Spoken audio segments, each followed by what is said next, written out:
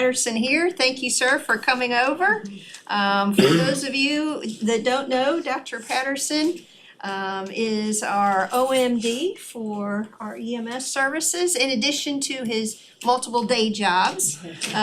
So we really appreciate the new level that he has brought to us, and he's going to talk about some of those things. And but I just wanted to personally thank him on my behalf and Dustin's behalf, and for really being a very much very available, very hands-on, and they are very appreciative to have you as their OMD, and wanted to share that with everyone.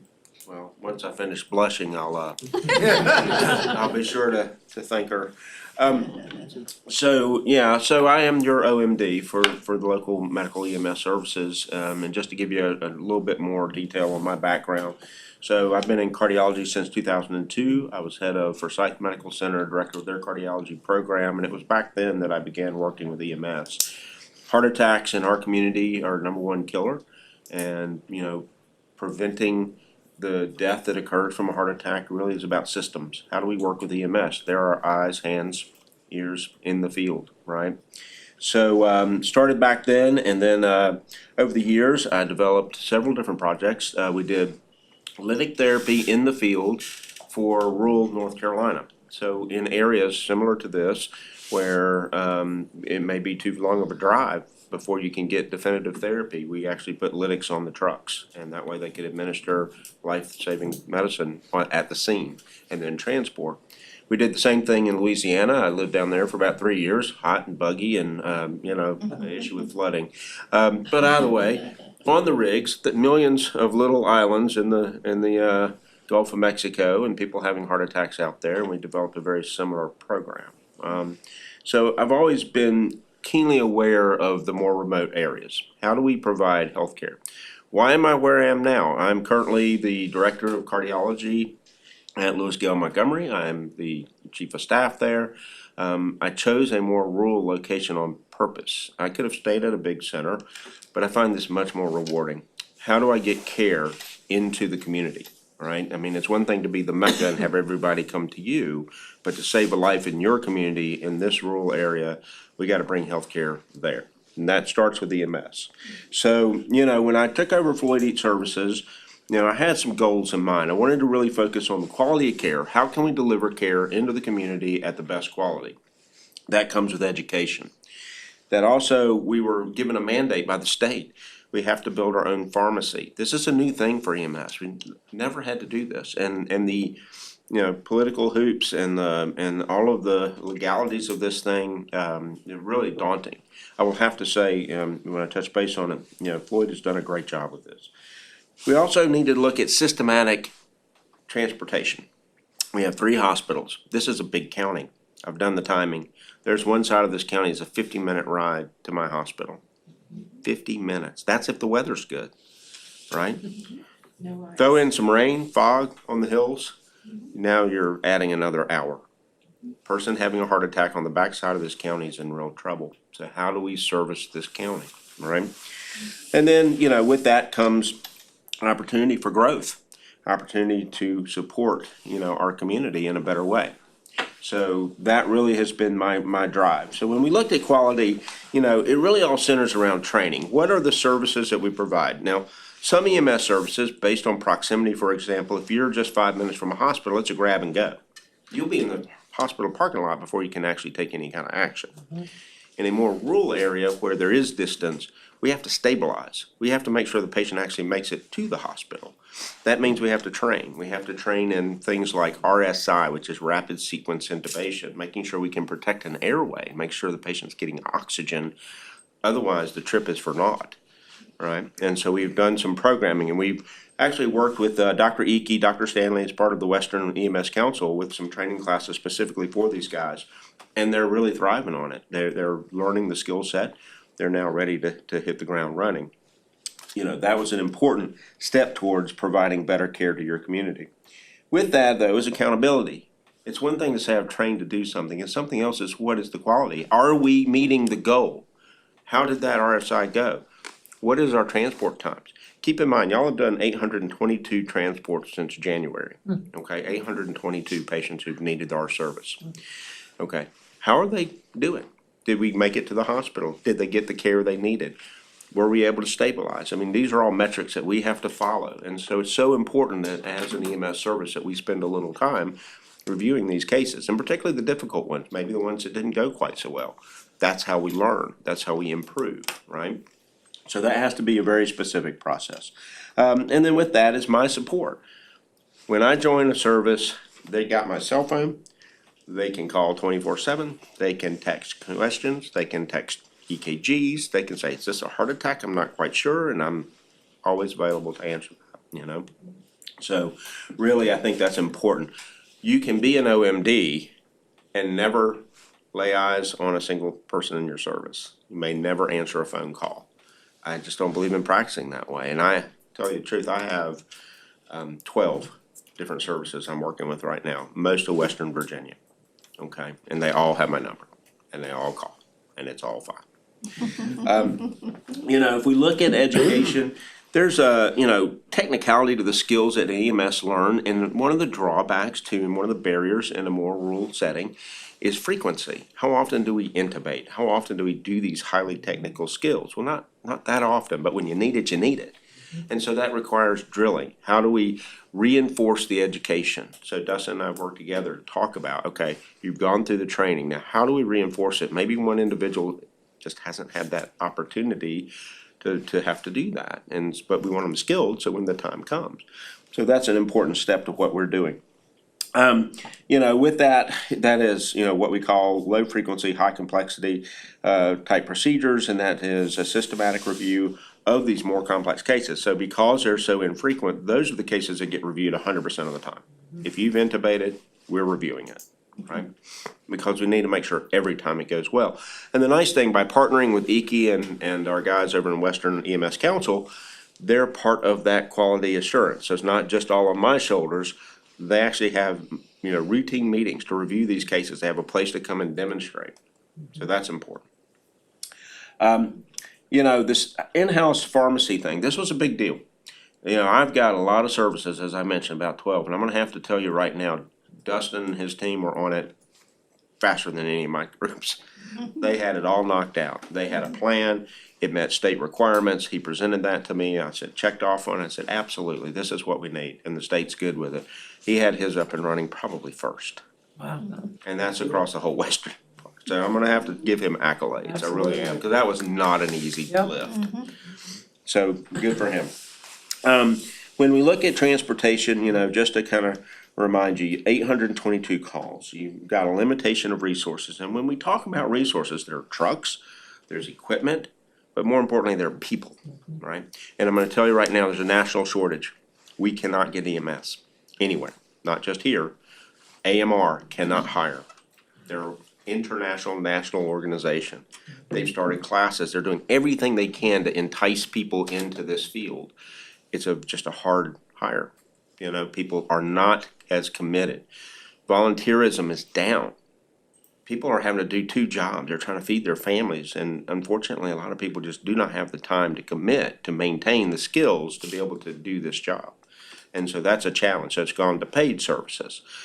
But even still, getting folks in and getting them a salary that helps them function, you know, and take care of their family. I mean, these are the things, not just Floyd, that the nation is facing this. It's a real shortage. But we have goals. Our goal is for future growth. We want more trucks. We want more people. We need to cover a very large territory and footprint. But for right now, our resources are set in such a way, we also have to have a very structured plan. Based on geography, this is a broad area, I got 3 hospitals to choose from, right? But based on where you are, which one can I get you to the quickest, that also can provide the services that you need? If you're having a heart attack, the last thing you'd wanna do is go to a hospital that didn't have a cardiologist, right? I mean, that doesn't make sense. So it's the same thing with a lot of different medical problems. So we have to look at, first of all, capability of the facility that's closest. And then we have a plan for that. And then you look at the geography based on which side of the county you're on, which hospital is gonna be quicker. I've gotta get the truck back in service as quick as possible. And you guys are at a real disadvantage, you don't have a hospital in your county. Right. That means everybody's out of service, right? So once they cross the county line, they're off. And until they get back in the county line. I will, hand accolades to Lewis Gale. They put a freestanding ER right there on 14, so it does make it a little easier for our trucks, right? Because they can drop there and come right back, whereas before they're having to go all the way into Blacksburg, and that's that much more time. But right now, we have to be structured, we have to be planned. It's just like any triage to any crisis, right? You assess your level of critical illness and where do people need to go? And then how do we get them there and get a truck back for the next person who's gonna need us 10 minutes later, right? So that's kind of where we are. So that's just sort of a quick overview. I just wanted to make sure you had a, face with the name, and happy to answer any questions you might have. Yes. Awesome. With your involvement with our EMS, have you seen improving outcomes with your training and turnaround times and everything else? Yeah, Can so- you touch on that? I can. So, actually, of course, heart attacks are my near and dear, right? But what I have seen since I've taken over, better diagnostics. They're identifying that heart attack in the field, they're activating from the field, which is crucial. It gives us all the time we need to then save that heart. And so, yes, we are definitely seeing improvements.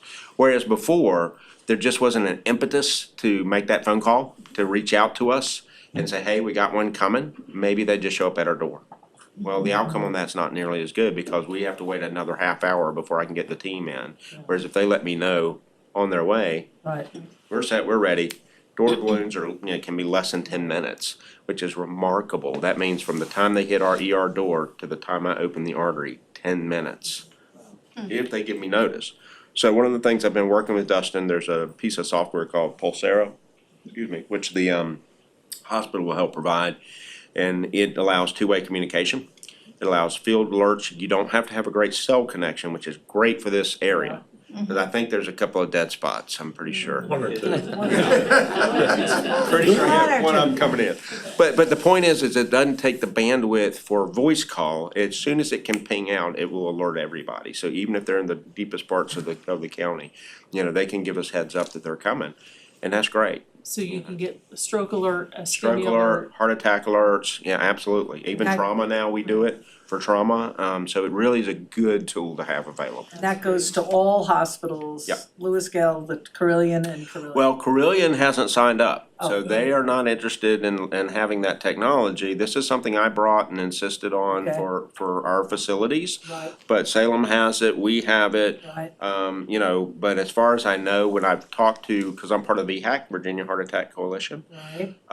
So in that setting, when we discuss it, they still haven't quite jumped on board. I think it's great. I think one of the fears cardiologists have is that there'll be a false activation that might have to drag them out of bed where somebody thinks there's a heart attack, but there's not. And so they're a little reluctant. When I first came here 6 years ago, they would not allow us to have field activation. I said, what? Yeah. What do you mean no field act? Of course you do field activation. And they said, no, we don't do it. I said, no, we do it. And now we're gonna do it today. So I have brought that technology in.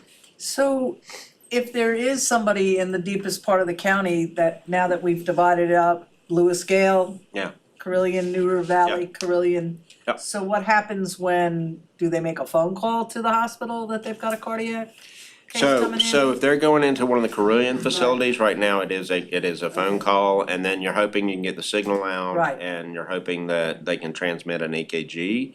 They use a little bit different system, which also can ping out an EKG, but sometimes all you get's the EKG. And you just got this EKG, right? I've had this happen to me where Yeah. suddenly there's an EKG on the fax machine, it looks like a heart attack, and I say, well, we're gonna activate the lab out of Daint, Virginia. I don't know if you're familiar with Daint. So that is way up at the tip end, past Lebanon and that area in the westernmost Almost tip, to Kentucky. almost to Kentucky, at the very tip end. Well, it is at least an hour drive out of there, Yeah. at least, before they get a cell signal. And one day, this EKG just appeared, and it's a heart attack, and I'm like, well, okay, I guess we'll activate the lab, and so we had the lab waiting. And 45 minutes later, they finally got to where they could get us enough signal to call us and say, yeah, we're about 15 minutes out. They were coming to Lewis Gale? No, this was when I was in Abingdon. Oh, So no, this was in Abingdon, but the point is this experience This experience is very real. When you just have an EKG show up and you can't get a Yeah. call out to give you Yeah. what's happening, then that's a real problem. So the nice thing about the Pulsera technology is we can see vital signs, we can communicate texting back and forth, I can tell the team, and then there's a big red stop button. So if for some reason I feel strongly it's not a heart attack, I can push the stop button, call off the dogs, right? Let's get them in, let's assess them, let's figure out what's going on. And so it really allows for the best of communication. And how is that spelled? P-U-L-S? ARA, Pulsera. Yeah, just like it sounded. Yeah. Okay. Phenomenal, it's phenomenal. Yeah, and like I said, it's software that gets provided to the EMS services, there's not a few. The change that can make in an outcome is amazing, that people, Oh. I'm certain most people don't understand, when you have a stroke alert coming in, to be able to clear out the CT machine of the patient that's in there, Right. have everything open and ready for your potential stroke or your STEMI coming in. So in our case, it is a 30-minute drive, I am 26 from the hospital where I live. And so if they're notifying me from somewhere out here, by the time I get there, they're gonna be rolling in about the same time, right? And that's perfect. Takes 30 minutes to set up a lab and have it ready. If we know ahead of time, our fastest door to balloon time I've gotten, 12 minutes. From the time they hit our door, we don't even stop in the ER. If my room is ready, I'm standing in the ER, I grab the patient and we just go straight back. Right. But that's having notification ahead of time, right? It takes 30 minutes. If EMS arrives with no notification and drops off in the ER, it's 30-minute process to get them off their stretcher, onto our stretcher, from our stretcher to our cath lab. That is a 30-minute process. You've killed time. Yeah, so it makes a difference. But these guys are coming along and we've done some great things, doing some really good stuff. How do we get people, if they drop at the local ER, for lack of a better term, are ambulances at that ER to get, if an elevated situation is developing Yeah. to the main hospital? So if they're there, yeah, we've got transportation already set up. So Gotcha. your guys don't have to like hang out, Gotcha. wait, and then take them. That would be the worst case scenario, Yeah, right? We'd never exactly. do that. That's why I wanted to. Yeah, no. So we've already got contracting through AMR and through Christiansburg. They're our Okay. backup. So your guys would drop and go. Okay. Your guys gotcha. drop and go and suddenly, oh, wait a minute, this is much bigger than what this ER can handle. We've Right. already got calls made. In fact, before I came here, Radford was calling me for a stroke and wanted to know should they go to the freestanding or to the main. I said, go to the freestanding, cause they can ship just like everybody else, Right. So that's what they did. So same deal, and no, we Right. would not expect your truck or your folks to sit and wait. That is not Okay. that is not a game. Well, I just, while I have the floor, I just also wanna thank you. Since day one, I have heard nothing but great things from our staff as well as EMS crews. I really appreciate the learning environment you're bringing.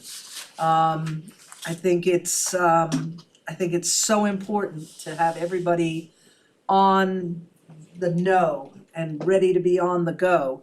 The one thing I do wanna ask you about, because it's very concerning to me, is how do you, or what do you do for our members that have to deal with the trauma of arriving on a scene that has somebody that has passed? Yeah, that is really tough, and I've had some cases. I mean, I will have to tell you. Personally, I can provide an ear, I can Right. provide a shoulder. There is not a good formal psychiatric support network for these people. I will tell you that right now, because Okay. it's not just yours, it's everybody. Right, So I don't have a good way to manage that, other than to direct them to services, and then it's up to them and then to- it's up to them. Yeah, I agree with you on that. Thank you. I am shocked. I had a patient, about 6 months ago. It was an unfortunate scene, self-inflicted. Brain, the whole bit. Right, And it was so traumatic, the EMT just froze. right, Now, people wanted to sort of hold that EMT accountable for the actions that they did and did not take during that scene. And I'm like, guys, yeah, how do you do that? You Right. can't do that. So what they need is some psychiatric support. Right. They need emotional counseling. They need, this was traumatic. So I agree as a state, but keep in mind, as a country, yeah, what are we doing with mental health? right, I know. Oh my God. I know. It's just that I have seen enough calls come over. I monitor this every night Yeah. before bed, during the day. I'm very, very attuned to what our EMS crews are doing. And when I see, like 2 or 3 rapid kinda, and sometimes it's the same folks, it does concern me about our crews. Really concerned, and not just yours. I mean, really. I just think there should be, I mean, it's almost like having military support for post-traumatic stress disorder and all those Correct. things. We just don't provide that as a state. We don't provide it as a country. Right. It is pitiful. So if you've got some ideas, I am open. Can I expand? Have you approached, community services about trying to provide a more, I don't know, Concrete, more concrete, more steady structured. program be available? I have not, but that's a good idea, and I don't mind doing that. I think if that's available. What I find is, depending on what is available, it centers around insurance and what people can Well, do. But if you've got talk somebody to to talk to, Mr. Taylor, Okay. Chris Taylor, be happy to, yeah. and see if, Yeah, it's so important. Oh, I agree, I mean, 100% agree. community services, we worked it out with the Radford Police Department. Mm-hmm, Used to, our deputies would go over there, and sometimes they would send it to ER or whatever. Then a shift change, we'd have to send a deputy over. Well, at our Radford facility, we now have tried to take care of that problem. that's great. Well, I mean, so who's this individual I should call? Chris Taylor, he's the director. Okay, I'll give Chris Taylor a call. I'll give him a heads up. that Yeah, you please will do. I mean, again, this is not just in this area, and I think it's so important because to your point, you will lose people. Yeah. It only takes a few traumas to say, whoa, this is too much for me. This is more than I signed Linda up and I serve on the board of directors over there, so Yeah, that's why I great. was curious if you had reached out yet No, with that idea. It might be something that, I'm not making promises, cause it's Not a asking for- complicated organization. I know. But it might be something where we could set up where a counselor is actually at the hospital, That would be nice. that Yeah. because they still help do debrief. transports. Yeah. And they could immediately set something up. Boy, that'd be nice, I tell you. I mean, yeah. You know, in my first practice, I hired a psychologist specifically for cardiology Yeah, because it's such a emotionally disturbing event for a lot of people when they have a heart attack. And so I was seeing a lot of readmission rates and things like that. So I'm very much pro psychiatric support. So, Well, yeah. and it wouldn't be just for Floyd County, it would be Yeah. for the entire, Yeah. because, I mean, some of these car wrecks, some of this stuff, the trauma that takes place to the victims, Yeah, it's there, it's photographed in their minds, and it doesn't just go away when they walk away. right. No, I agree. So, 100%. That's a great idea. Well, Let's give me the see. name and we'll do it. Just send it to me. I'll talk Thank to you, her, sir. we'll see if Yeah. we can at least get something started. Boy, that'd be awesome. And if we do, we'll take it to the state. Well, I mean, we'll show the state how to if do we it won't right. complicate it, we'll take it to the Well, state. I believe, I believe in, Not the truth. we set up a test site and say, this is how it's going for us. Y'all really should be looking at this at a much Well, bigger that's what picture. they've done on this other program. Yeah. We've had, community services from all across the Oh, state that's come awesome. and look at what we've Yeah. got set up. Okay. We're, I think, if I'm not mistaken, we were the first to set that program up Yeah.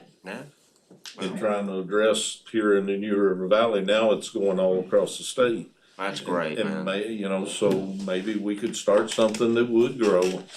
Yeah. And It's not really just, not just for EMS, but fire, first responders, period. Yeah. Sheriff's deputies and police officers, some of the stuff they roll up on Oh, scene. it's unreal, yeah. And some of the actions they have to take, I know has an impact on them. Yeah. and it's funny that you should mention that about the psychologist within your Yeah. cardiology, cause just lately here, the last couple of days, it seems like that Mhm. is happening. Oh, it's Because- it's incredible, and people just don't realize the impact Yeah. that these things have, so I get it. I was in law enforcement for 32 years, and he was in there for a long time, and Mr. Allen sitting back there, he run rescue for years. And back then, they told us just suck it up, No, Yeah, that's not the plan, man. yeah. It doesn't work. There's stuff in people's minds that they got to get rid of. process. You gotta process it. Yeah, and I agree, and so, I mean, that's a great idea. I love about it, man. See if we can connect. Yeah, let's I do mean, it. all we can do is say no, but, I'm not afraid to ask. well, that's, I think we've asked. Well, yeah, I was just gonna tell you, it's nice to put a face with Yeah. the name. Oh, yeah. Exactly. I've heard your name for a good while. Oh, yeah. It's nice to put a face with it, and I've heard nothing but good things, and tonight I think that just backed all of that up. Well, I appreciate that, man, thank I you. appreciate all that you've done for our community and service, and Absolutely. even me on a personal level. Then the next time I eat a very high cholesterol meal, I'll feel better because I know you. You know I got your I feel like back. I'm in good hands, You know I got your back. Yeah, as man. long as you got my heart. There you go, man. There you go. But no, I appreciate all that you do.